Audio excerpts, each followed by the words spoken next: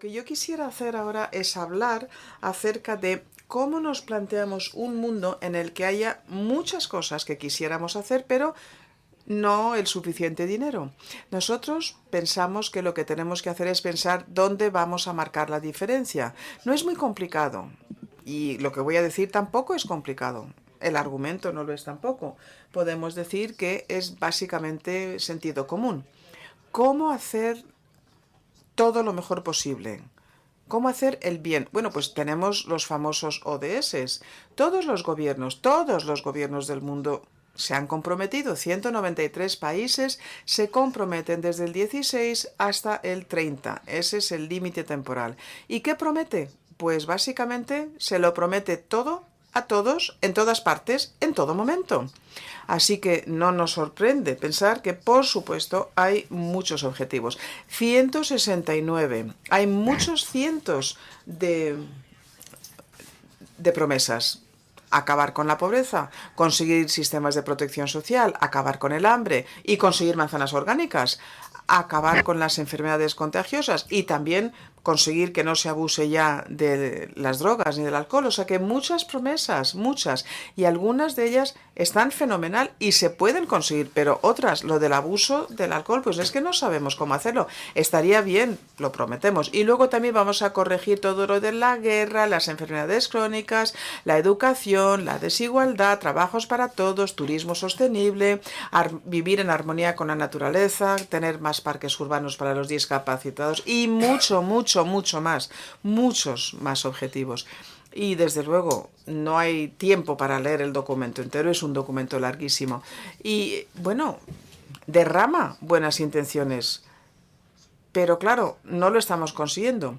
Jeffrey Sachs ha hecho algo admirable y es intentar determinar cuántos de los objetivos estamos consiguiendo. Vamos a ver, este es el aspecto que tiene. En el 2000 estábamos en un 58%. Estamos haciendo muchas cosas bien, esto lo tenemos que recordar y el mundo no está nada mal, pero a lo largo de estos años, ¿qué vemos? Pues hemos llegado a un 67%. Pero la verdad es que aunque siguiéramos a gran ritmo, vamos a llegar a este 72 para el 2030 y habíamos prometido que estaríamos al 100% en el 2030. O sea que estamos haciendo las cosas de manera tal que no vamos a estar contentos, porque no lo vamos a conseguir. Si siguiéramos a la velocidad actual, y estos son datos nuevos en el libro, los datos son del 22, esto es información del 23, o sea que bueno, no es 2030, no, es el 2080. En el libro digo 78, pero bueno, más o menos. Así que vamos con medio siglo de retraso. Y esto no nos debe de sorprender. Si se lo prometes todo a todos, pues no hay prioridades, ¿verdad? No estás comprometiéndote de forma sensata. Lo que estás haciendo es esparcir los recursos limitados como si fuera mantequilla en una rebanada de pan enorme. Podemos hacer mucho más, pero exige que prioricemos. ¿Y por qué no priorizamos? Bueno, pues muchos de nosotros priorizamos, pero de forma muy sencilla. Hay muchísimas buenas causas, así que la mayoría de los gobiernos, donantes e inversores normalmente van a dedicar su dinero en cosas que, bueno, pues que tienen estas causas, ¿no? Animales monísimos, bebés que lloran, ONGs que consiguen colocar el mensaje de forma evidente.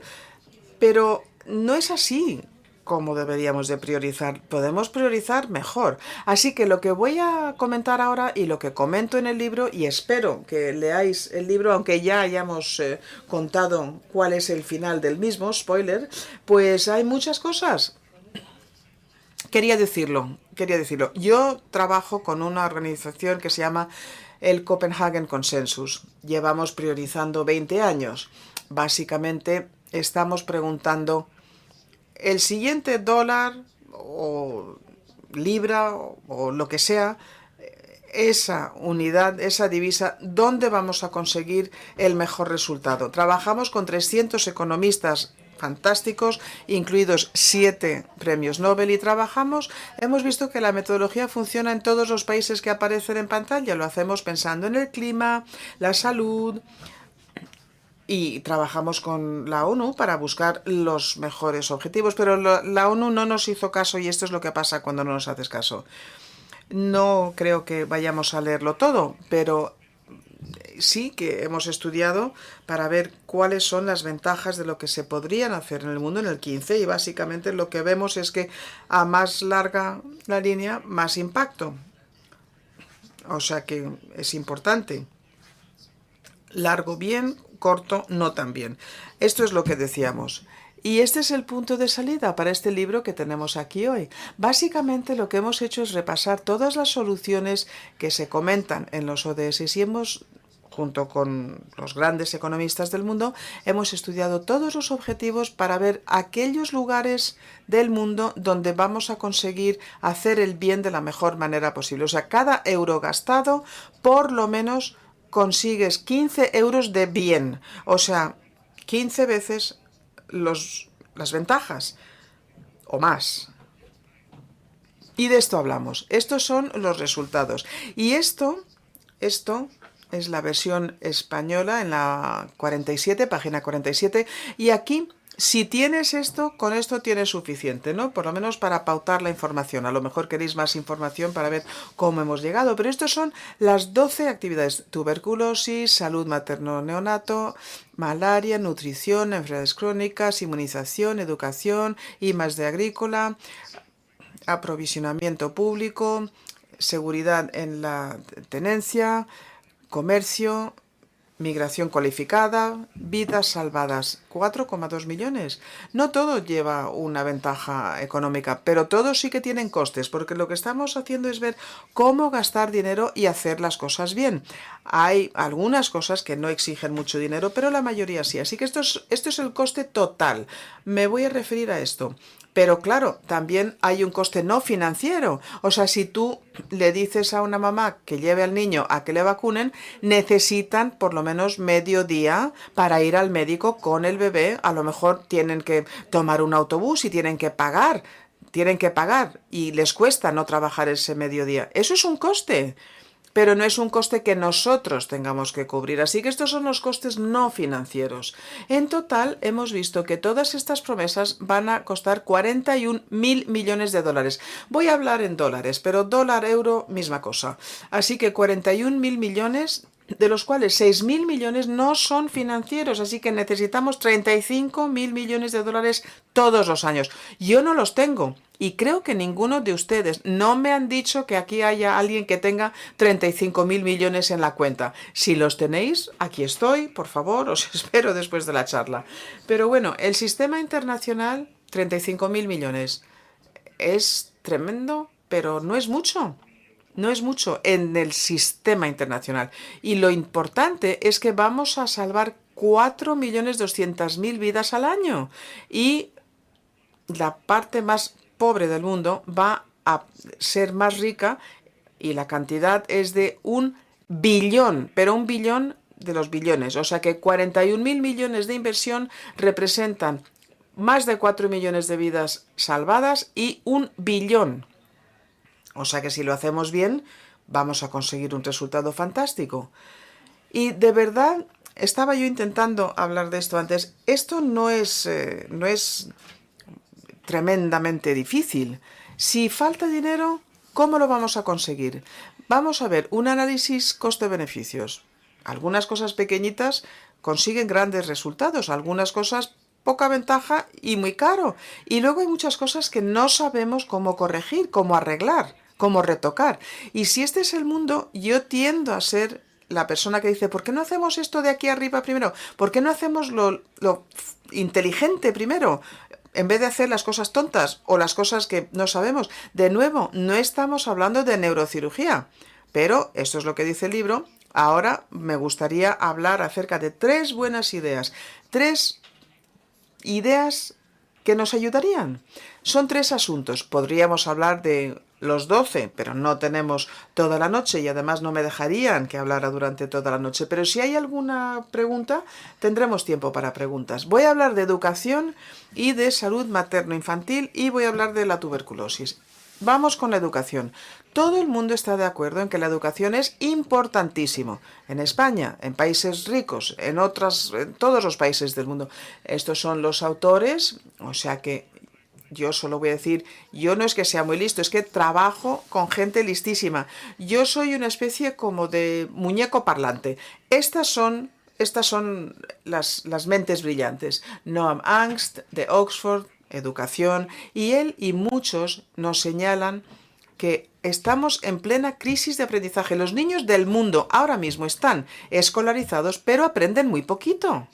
De hecho, la parte más pobre del mundo, que es la parte que estudiamos nosotros, han duplicado la inversión en cada alumno en los últimos años, pero no ha habido prácticamente impacto alguno en el aprendizaje. Esto es tremendo, estamos gastando muchísimo dinero, pero no estamos viendo que marque la diferencia. Y es peor, la ONU de manera sistemática pregunta a los jóvenes unas preguntas, ¿no? Son 370 millones de niños en primaria, en países en vías de desarrollo, que en teoría saben leer, pero no entienden lo que están leyendo. Una de las preguntas es la siguiente. A ver, esto es importante, hay que leerlo.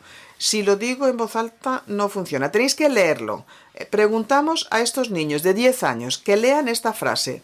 Vijay lleva un sombrero rojo, un abrigo azul y calcetines amarillos. ¿De qué color es el sombrero, el gorro? Es rojo. Lo sabemos, ¿verdad? Nosotros aquí sí. Pero el 80% de los niños en la parte más pobre del mundo no tienen respuesta. No es porque sean tontos, es porque sencillamente no saben leer la frase. Ven, VJ, vale, sí, y leen sombrero. Pero, ¿de qué color es el sombrero? Bueno, has perdido la parte de la segunda parte de la frase anterior. No saben conseguir que las palabras tengan un sentido en forma de frase. Y si no lo consigues, no vas a ser muy productivo en tu vida adulta. Así que aquí a lo que voy es conseguir algo mejor. Y sobre todo porque estamos hablando de 370 millones de niños que son analfabetos funcionales. Es un resultado horroroso. Sabemos mucho también acerca de lo que no funciona. Si preguntas a la mayoría de las personas, ¿cómo arreglamos lo del aprendizaje? Bueno, habrá quien diga, mejores profesores, tenemos que ayudar a los maestros, tenemos que pagar más a los profesores, las aulas tienen que ser más reducidas. Son muchos argumentos y los vamos a oír muchas veces cuando hablamos con la gente, pero sabemos que de hecho no es así. O sí, son así, pero solo un poquito. Por ejemplo, que haya menos alumnos. Vale, sí, funciona, pero un poquito, no tanto. Pero es muy caro. Así que, por ejemplo, en Indonesia. Indonesia es un ejemplo fantástico de lo que no funciona. Indonesia quería, y esto es maravilloso, quería mejorar la educación. Así que decidieron, y lo incluyeron en la Constitución, duplicar la inversión en educación. Así que se disparó el salario de los maestros. Contrataron a 1 millón más de maestros. Se les pagaba el doble. Indonesia, sorprendentemente, tiene uno de los tamaños medios de clase más pequeños. Es una oportunidad magnífica para conseguir un resultado buenísimo. Bueno, pues lamentablemente, por cómo lo hicieron, por cierto, en distintas regiones de Indonesia, en distintos momentos, así que hemos podido llevar a cabo un control randomizado o a medias, ¿no? Es uno de los esfuerzos más interesantes. Se llama doble o nada. Bueno, me parece que he dado la respuesta, ¿no? No tuvo impacto sobre el aprendizaje. Gastaron muchísimo más, había clases con muchos menos alumnos. Bueno, los profesores sí que estaban más contentos, eso no nos sorprende, ¿no? Pero no era el objetivo, ¿no?, que buscaba este sistema formativo. Así que se trata de reconocer que hay muchísimas cosas que no funcionan o que funcionan malamente. Pero luego hay otras cosas que sí funcionan. ¿Cuál es el problema más importante, más acuciante en la educación? Estamos hablando aquí de Nueva Delhi y matemáticas. Estamos hablando de niños que están al final de la secundaria. Los investigadores fueron y preguntaron a los niños, vamos a ver a los niños de sexto grado, que tienen más o menos 12 años. Les preguntaba, ¿en qué curso estás? ¿Qué vemos? Pues que hay 2 niños que, de hecho, están en ese nivel. Y luego hay bastantes que están en el quinto, muchos que están en cuarto y tercero, bastantes que están en segundo grado, incluso hay un niño que está en el nivel del primer grado. Si eres maestro, ¿cómo les vas a dar formación a estos niños? ¿Eres un maestro? Hay 50 niños. Bueno, pues vas a dar una clase más o menos por esta parte de aquí. Vas a estar más o menos en la parte intermedia. O sea que todos estos niños van a estar aburridísimos y estos de aquí no tienen ni idea de lo que está pasando.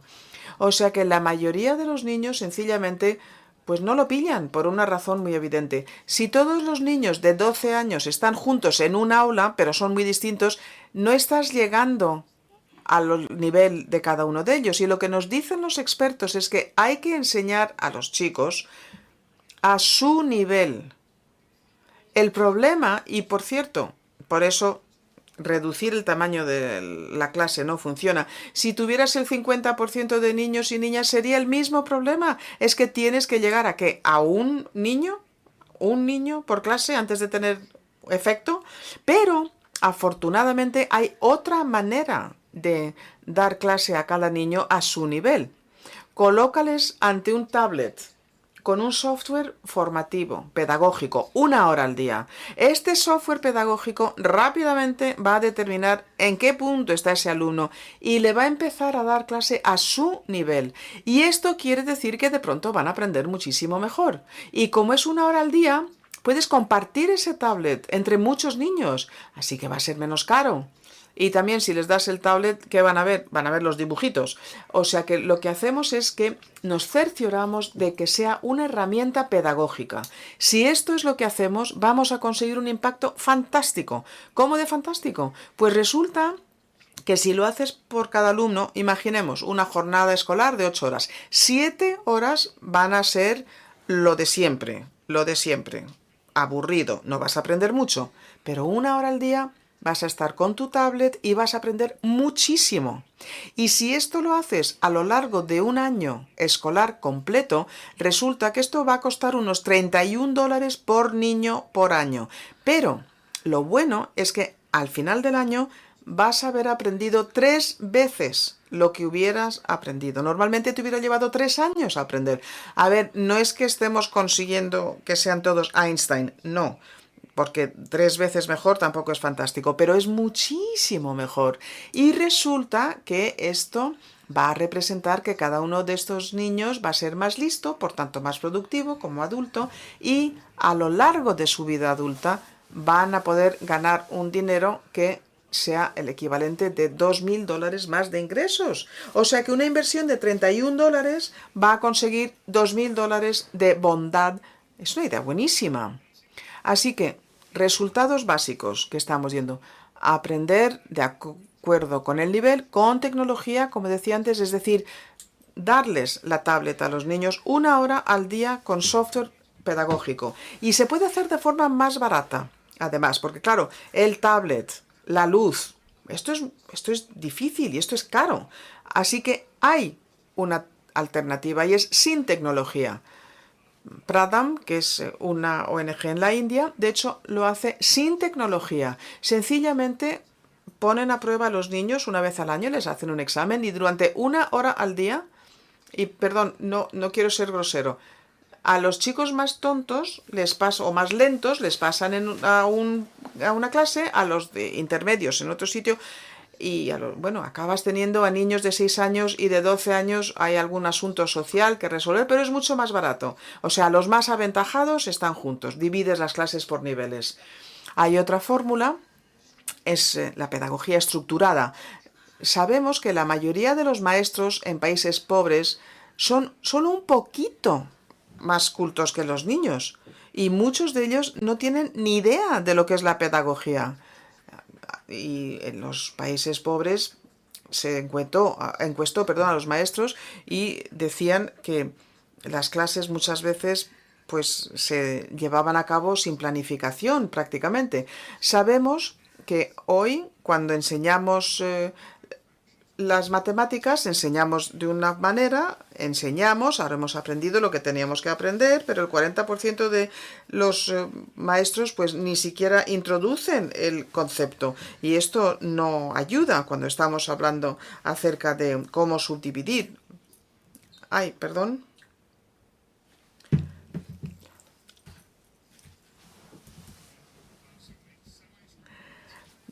Bien, pues esto entonces son las pautas. Esto es lo que tendrían que saber hacer. Cómo repasar las pruebas. Entonces, bueno, pues talleres para aprender a enseñar quebrados. Trabajar con los profesores. Esta semana vamos a hablar de quebrados, por ejemplo. Bueno, pues estás ayudando al maestro, a la maestra, a ser mejor. Aquí, con los tablets, bueno, Malawi ahora mismo se lo ha planteado para todos los alumnos de primaria. Esto sería fantástico. La verdad es que tengo muchísimo interés en ver qué pasa. Kenia está en ello también. Y todo se basa en unos ensayos aleatorios. Han participado muchísimos alumnos, sabemos que funciona, y recordemos que como todo esto se ha puesto a prueba, pues hemos podido incluir todas estas cosas. Por supuesto que van a robar tablet, claro que sí. Por supuesto que por razones de corrupción o de falta de competencia, los niños los perderán o se los robarán o habrá cortes de luz. Va a haber problemas, por supuesto que sí, pero eso ya lo hemos tenido en cuenta, porque estamos viendo los resultados de lo que se consiguió gracias a estos experimentos a gran escala. Estos son los costes y estas son las ventajas. El coste, como vemos, los más limitados para la pedagogía estructurada.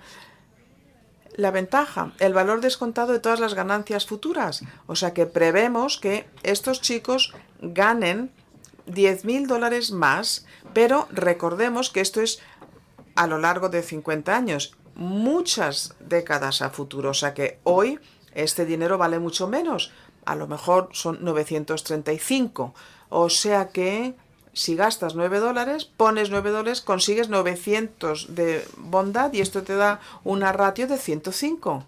Cada dólar invertido te va a dar $105, cada euro, 105 euros del bien hecho. Cuando hablábamos acerca de la tablet, pues son 31, pero son casi $2.000 el resultado, 65, y sin tecnología es menos caro, sin duda, pero también las ventajas son muy inferiores, 48. En total, pues no sabemos lo que van a hacer los gobiernos, ¿no? Pensamos que igual es un tercio, un tercio y un tercio, así que pensamos que esto se podría hacer con un coste medio que sería un BCR de 65. En otras palabras, que si nos lo planteamos para el 90% de los niños de la parte más pobre del mundo, el 90% de estos millones de niños que están en primaria ahora mismo en estos países, pues esto va a costar aproximadamente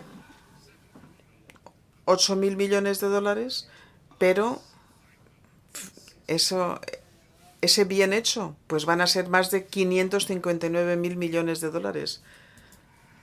Así vemos cómo esta parte del mundo va a conseguir mucho mejores resultados. Bien, he intentado mostrar la evidencia, las pruebas de por qué es una buena inversión. No solamente digo que es una buena inversión, lo he demostrado. Y esto viene de estudios, espero que no haya sido demasiado aburrido.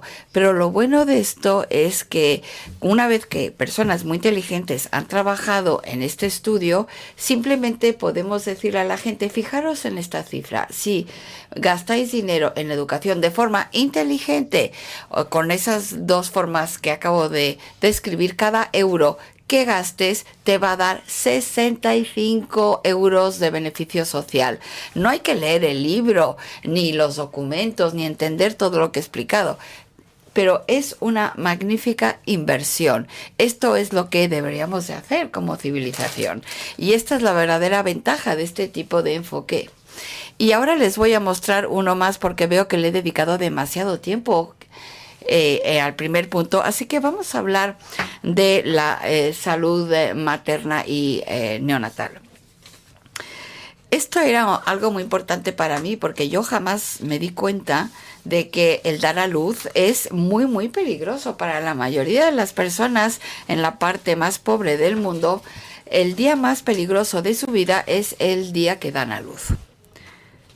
Cada año, 295,000 mujeres mueren en el parto y 2,300 niños mueren en su primer mes de vida. Así que si lo vemos así, y también lo hablo de ello en el libro, este es el porcentaje de riesgo de nacer en el parto, del 1800 al año 2000. Solo hay algunos países ricos, Finlandia, Suecia, es los que tienen las mejores estadísticas. Casi 1% de las mujeres murieron al dar a luz. Era un poquito como jugarte la vida. Cada vez que ibas a tener un hijo, había 1% de probabilidad que murieses. Y eso se ha reducido muchísimo desde entonces. Lo hemos arreglado, por ejemplo, con la ayuda de los antibióticos. Se ha reducido a 0 en la mayoría, en los países ricos. En Sri Lanka también vemos que ha bajado muchísimo.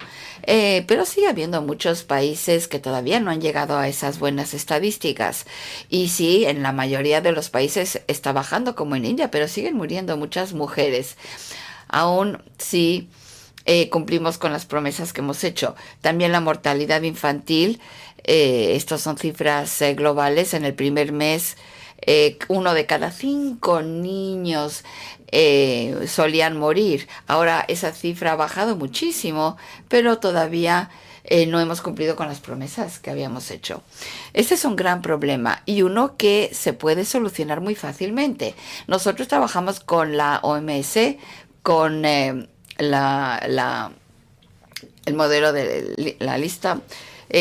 Tenéis una lista de modelos y lo que hemos identificado es que cuáles son las políticas más efectivas. O sea, qué es lo que nos va a dar un ratio coste-beneficio mayor y que también puede tener un gran impacto, porque hay algunas cosas que tienen un ratio coste-beneficio muy elevado, pero tienen muy poco impacto. Nosotros queremos conseguir ambas cosas. Y esto es lo que vemos: cuidados básicos de emergencia, de obstetricia y neonatal, y también planificación familiar. Gran parte de ello viene de BMONC y de eso voy a hablar. BMONC significa cuidados básicos de emergencia en obstetricia y neonatal. Y lo hicimos con 55 países de ingresos medios o bajos y estamos cubriendo del 68% al 90% y veríamos cuánto costaría esto y qué bien haría. Hay muchas cosas que se incluyen en estos cuidados básicos. No voy a listar todos ellos. Estas son recomendaciones de la Organización Mundial de la Salud. Por ejemplo, las mujeres tienen que estar en un lugar, en un hospital, una clínica. Allá van muchas, pero tienen que tener más acceso, más mujeres tienen que tener acceso, porque si las cosas salen mal, las podemos ayudar.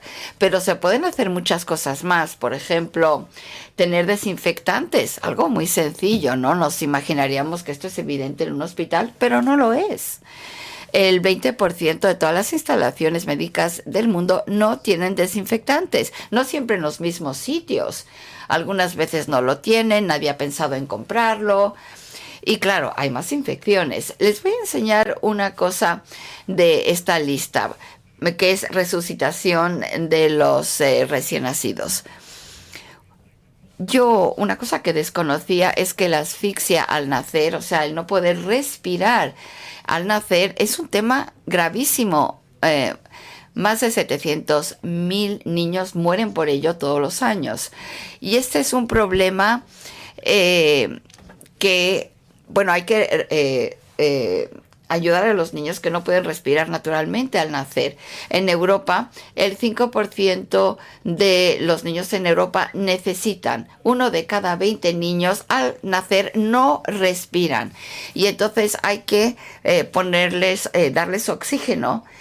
para que puedan respirar. En los países ricos como España tenemos unos instrumentos muy buenos, muy caros para hacerlo, pero realmente se puede hacer con una bomba manual, con este aparato que vemos aquí, con una mascarilla y una bomba manual.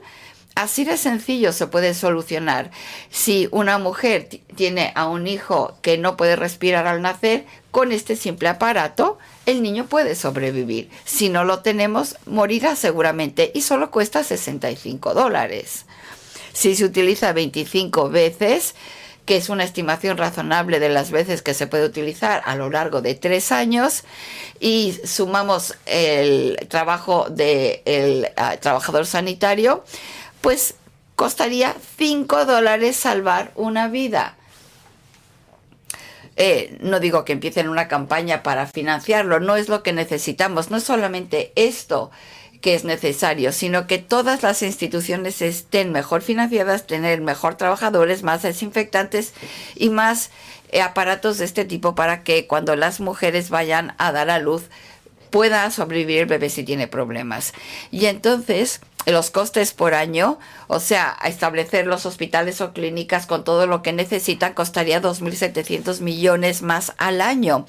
El tiempo de las mujeres también es un coste de 2.100 millones y los incentivos son 200 millones de dólares.